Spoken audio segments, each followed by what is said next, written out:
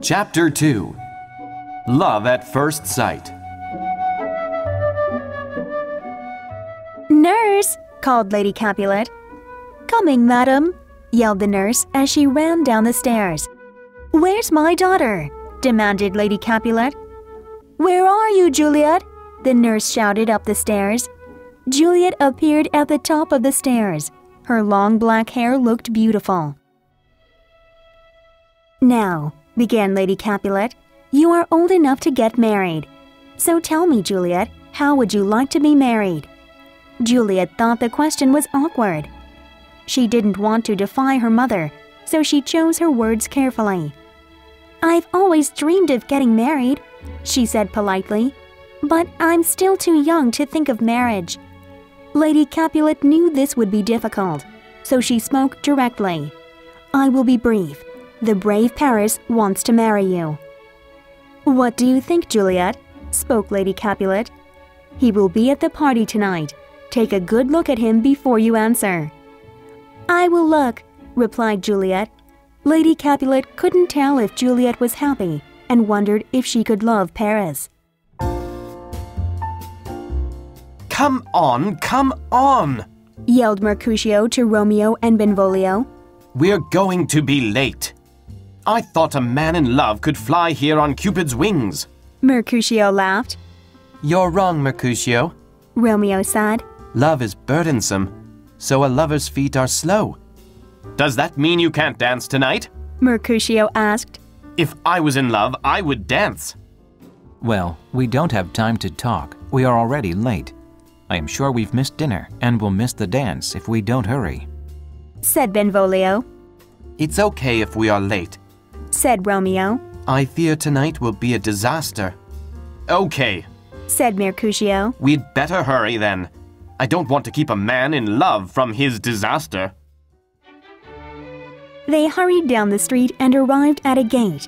Just beyond was a large hall, and they could hear the sounds of music and laughter.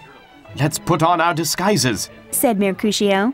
"Otherwise the doorman will not let us enter since we are Montagues." The three entered the party wearing masks. Mercutio and Benvolio joined the dance, while Romeo walked among the crowd of people. He was hoping to see his beloved Rosalind. But Romeo saw someone else. She seemed like a picture. She moved effortlessly, as if she was floating on air. She was so beautiful. She was like an angel. "She is so beautiful that she makes the stars shine bright," Romeo mumbled to himself. He walked as if in a trance. Was I really in love before now? He asked himself. "No.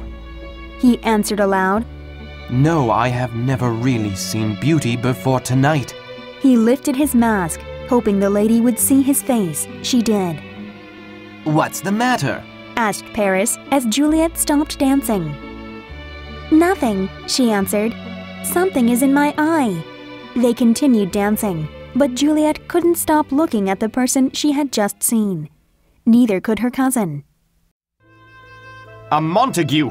Tybalt said angrily. "He comes to our party masked to make fun of us." "What's the matter?" asked Capulet as he walked over to Tybalt. "Uncle," said Tybalt, pointing to Romeo. "he is a Montague." Capulet looked. "It's young Romeo." "Romeo!" shouted Tybalt. "Calm down, nephew," said Capulet. "Leave him alone. He appears to be a gentleman. Be patient and don't think about him." "Too late," replied Tybalt. Capulet didn't like that Tybalt was being rude, but he tried to reason with him. "It's what I want," he said. "Please respect my wishes and be happy. Sad people don't belong at parties." "Sad people belong at parties when an enemy is a guest. I cannot tolerate him." "You will tolerate him," Capulet scolded. Tybalt turned his back on his uncle. "How can you turn your back on me?" shouted Capulet, grabbing Tybalt and spinning him around. "I'm the master here, and I said to leave him alone." "It's terrible," muttered Tybalt. "It is, but you're being childish. said Capulet. Childish? I'm 30 years old, answered Tybalt. Will you be a man if you cause trouble with my guests? Their voices became loud. The musicians stopped playing and the guests stopped dancing. Excuse me, my lady, said Paris to Juliet. If I'm to be your husband, what your family does affects me. I had better see what the problem is. Of course, answered Juliet, but she didn't even hear what he said. It was good that he was leaving, though. Capulet noticed that they were being too loud. There's nothing to be concerned about. Please continue dancing and having fun, he declared. Then he pinched Tybalt's cheek and told him to go and dance. Tybalt pretended that it was nothing. He bowed to his uncle and walked away bitterly. On the dance floor, Juliet heard a whisper in her ear. The dancing is starting, it said. But follow me. Where to? She turned and saw Romeo. Even with a mask on, he was the most handsome man she had ever seen. She followed him to a private spot. Romeo removed his mask and took Juliet's hand. Your hands are gentle, he said. You are like an angel, and I would like to give you a tender kiss. Juliet felt excited as the blood rushed to her head, but she kept calm. Angels have wings and often fly away, she said. Then she gently laced her fingers through his and held his hand tightly. Romeo shivered. The sensation of her touch was amazing. He wanted to kiss her more than ever, but she hadn't given him permission. Don't angels have lips? He said as he stroked her hand. Yes, she said. She knew Romeo wanted to kiss her, and she wanted him to, but she didn't want to be too bold. Juliet knew it wasn't proper for a young lady to tell a stranger to kiss her. But his touch was so gentle, so strong, and so warm that she could almost imagine what his lips would feel like. How could she get him to kiss her? Romeo was waiting for an answer. Juliet turned her eyes away because she was afraid he would know how she felt.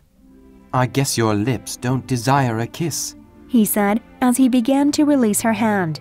But Juliet wouldn't let go. She moved Romeo's hand to her heart. Romeo felt Juliet's heart pounding. She looked so amazing that he felt like he would melt away if their lips touched. Yet Romeo couldn't believe what he did next. He kissed her. "Madam!" yelled the nurse, pushing her way toward them. "Madam, your father and Paris are looking for you."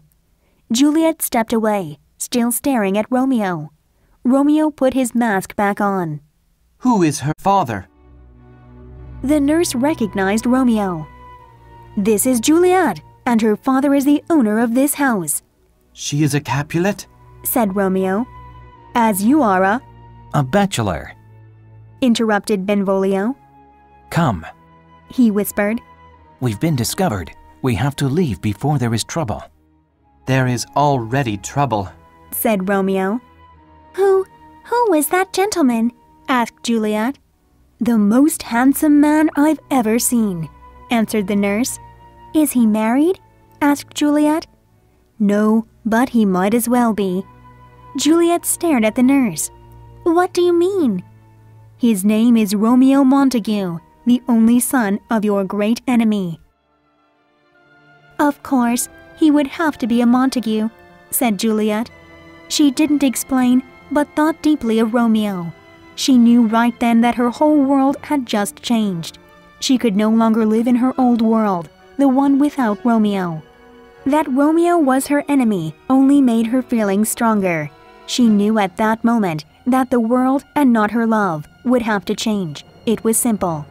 So, she said, my only love has come from my only hate. What's this? Love? Whispered the nurse. My baby girl is in love? Juliet! Came a call in the distance. It was Paris or her father. Juliet didn't care. Tell them I've gone to bed,